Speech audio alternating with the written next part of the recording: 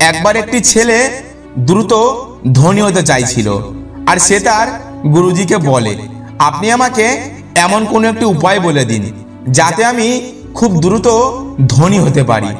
এরপরে গুরুজি ওই ছেলেটিকে সঙ্গে করে সমুদ্রের ধারে নিয়ে যায়, যেখানে অনেক বেশি পাথর পড়েছিল, আর ছেলেটিকে বলে, এই সমস্ত পাথরগুলির মধ্যে এমন একটি পাথর আছে যে পাথরটি দিয়ে যে কোনো লোহার জিনিসকে সোনা তৈরি করা যাবে। আর তুমি ওই পাথরটিকে কিভাবে চিনবে? ওই পাথরটি অন্য পাথরের থেকে একটু বেশি গরম হবে। তুমি যাও আর ওই পাথরটাকে খুঁজে বার করো, আর তুমি তোমার সমস্ত ইচ্ছে পূরণ করে নাও।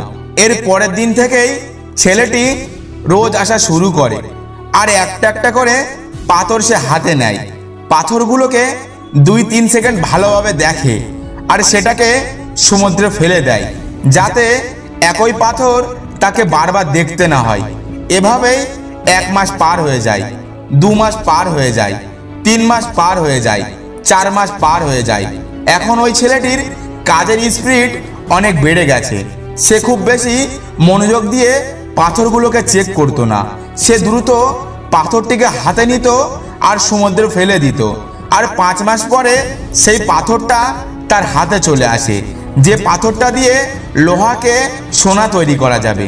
কিন্তু সে খুব দ্রুত সেই পাথরটাকেও সমুদ্রে ফেলে দেয়, আর ফেলার সঙ্গে সঙ্গে সে আফসোস করা শুরু করে যে আমি এটা কি করে ফেললাম, আমি অমূল্য পাথরটাকেও ফেলে দিলাম।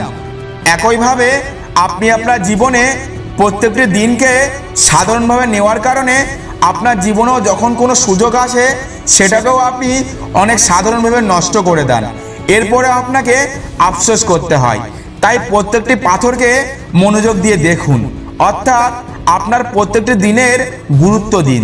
তাহলে দেখবেন কোনো একটা দিন আপনার জীবনটা সম্পূর্ণ বদলে দেবে। ভিডিওটি ভালো লাগলে অবশ্যই লাইক করে কমেন্টে জানান, আর এমন সব ভিডিও পাওয়ার জন্য আমাদের চ্যানেলটা সাবস্ক্রাইব করে পাশে থাকার অনুরোধ রইল। ধন্যবাদ।